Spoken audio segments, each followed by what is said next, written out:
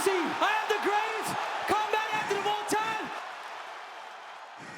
What's up, everybody? Welcome to this episode of Tell the Tape. I'm your host, Henry Cejudo, aka Triple C. And on today's episode of Tell the Tape, I'm going to be breaking down the light heavyweight versus the interim champ, Tom Aspinall. This fight could potentially be taking place within 301. That's right. I'm talking about a month from now, but this episode wouldn't be possible without our sponsor. That's right, Lifted Trucks. You may be a short king, you may be 5'4", of twisted steel and sexy, but guess what, guys? On the street, I'm about 12 feet damn tall. So you guys make sure to go to liftedtrucks.com and get your lift on.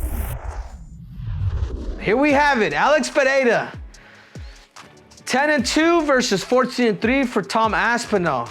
KOs, 8 KOs, 2 decisions, 0 submissions. A guy like Tom Aspinall, 11 KOs, 0 submissions. 0 decisions, and freaking 3 submissions. I mean, you talk about, this dude's got all of his wins have come via finish. He lost to Curtis Blades in the UFC, but then other than that, he has 2 other losses in another organization. But that's been a minute now. He's a different fighter. 6'4" versus 6'5", 79-inch reach advantage to the middleweight, the former middleweight, to now the light heavyweight. 2, he wants to actually go up and challenge at heavyweight. 2, a guy like Tom Aspinall, who is an inch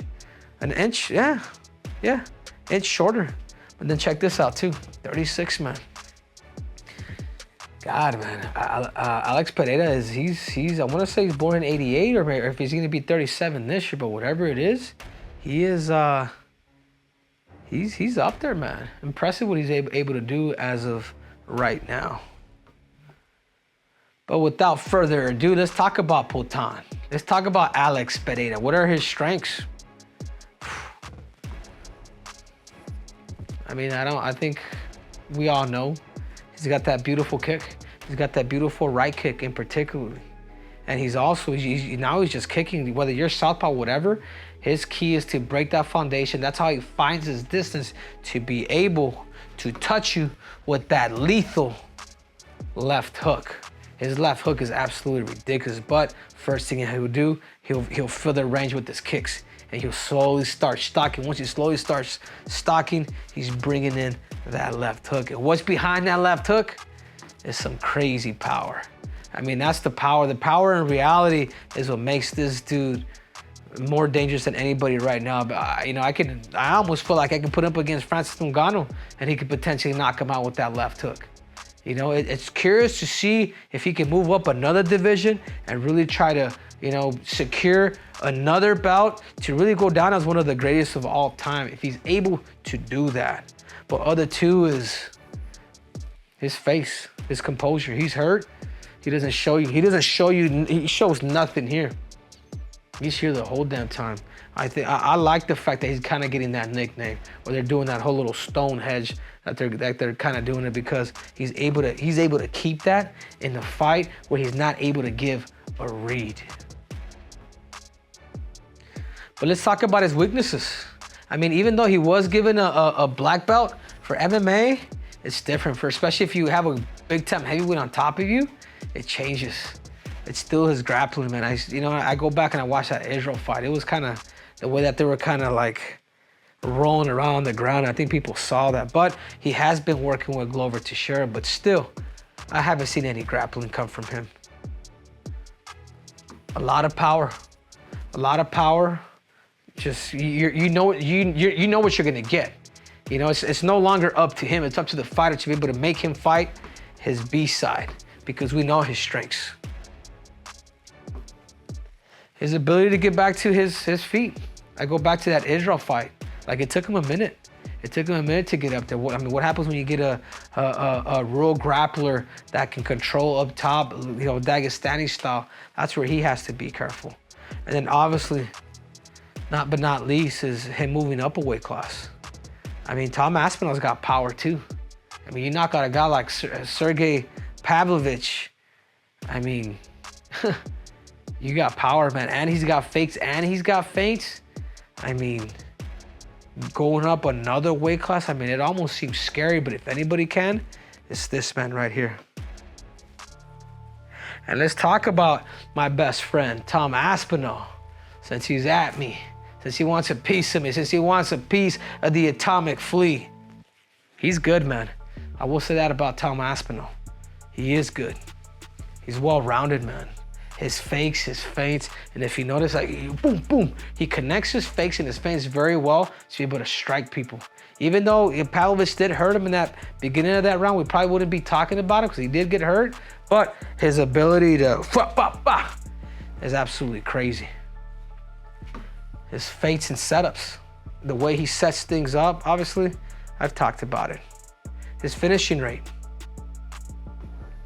100% of all of his wins have come via finish. This guy doesn't know what it's like to go 5 rounds. Yes, he does have 1 loss in the UFC and 2 losses prior to that, but he does know how to finish, and he finishes in a way where it's dangerous. You won't wake up the same. You'll wake up saying, is it Christmas? And Brazilian Jiu-Jitsu black belt.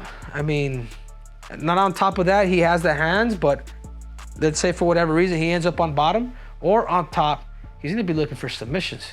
I mean, this guy knows that Alex Pereira is the smaller man, even though he is coming in at 232 pounds. I mean, you're talking about Tom Aspinall is probably coming in at maybe 250, 255, and big and natural. Ugh, that's scary. But let's talk about, Aspinall's weaknesses.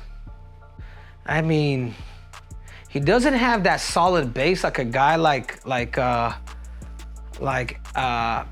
has, where it's that left hook and it's that kick. Because he's so well-rounded, you don't know what's it's one of his more dangerous tools, but that is yet to be known. You know what I mean? That is yet it's not necessarily a weakness, but we know that Alex Pereira has something that could really put you out.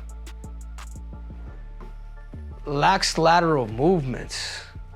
Sometimes at times he could go straight back, where, when he's attacking, he can move like side to side, but when somebody's attacking him, he'll kind of be in that linear position.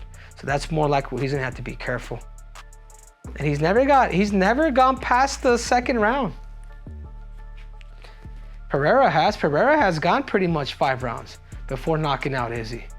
I mean, you know what I'm saying? Like, if you haven't gone 5 rounds, it's completely different. But not just that. He's got everything to lose. This man has everything to lose and nothing to gain. That spectacular finish that he had and that he beat Sergey, and then that fight between him and John Jones could be potentially just out the damn window. Because he does have everything to lose. But let's go ahead and look at the punch stats here. Strikes landed per minute, 5.0. 2 strikes landed per minute. This guy's active right away. And if there's a way where you could really finish a guy like Alex Pereira, you could do it in the beginning of the round, just like you did with Sergey Pavlovich, because we've seen in the past when Alex Pereira gets hit, he's probably gonna have to go sooner rather than later against a guy that's gonna go in there and try to bully you. Strikes absorbed per minute. And again, you gotta go with Tom Aspinall. Distance range, obviously he's fighting a different division with the heavyweights, so at times it's not so much volume that's being thrown, but it's probably more power. So there's more time for him to actually evade. Takedown accuracy, wow. This has to be the first. Every time they attempt a takedown, they get it. And that says a lot. That says a lot, and particularly this guy right here. This guy right here, because it's so rare and people don't expect this guy to go in for takedowns. I don't see him going in for takedowns, but I can see him go in and take a guy like Alex Pereira down. Takedown defense. 100%. And when you have great takedown defense with the stylistically, with the power that he has and the Brazilian Jiu-Jitsu, that makes him extremely dangerous. Submission average. I mean, Tom Aspinall, I want to say he has two wins via submissions. But that being said, I mean, this fight is in the works Will the UFC throw a guy like Alex PerEIRA out against a guy like that and maybe save UFC 301 in Brazil? I like it. Alex PerEIRA talked about it. These guys have been chirping in each other's ear. This guy, if this guy ends up beating this guy for whatever reason, golly, you talk about that fight with Jones. Now move out the way. Tom Aspinall, you imagine that fight, and I tell you what, I know where Jones is taking this fight. But this guy right here is gonna take a little bit more chances. I mean, this is a fight where you really can't count out a guy with that power. With that left and right hook that he has, is absolutely ridiculous. But if I had to choose, who do I think is more likely going to come out up top? It's hard to count out Alex PerEIRA, but I think just the bigger man and a guy like Tom Aspinall, unless he gets stupid and he allows this guy to dictate the pace, starts to get kicked, and eventually brings that left hook. I mean, I could also see him losing. But anyway, that's up in the air if this fight happens.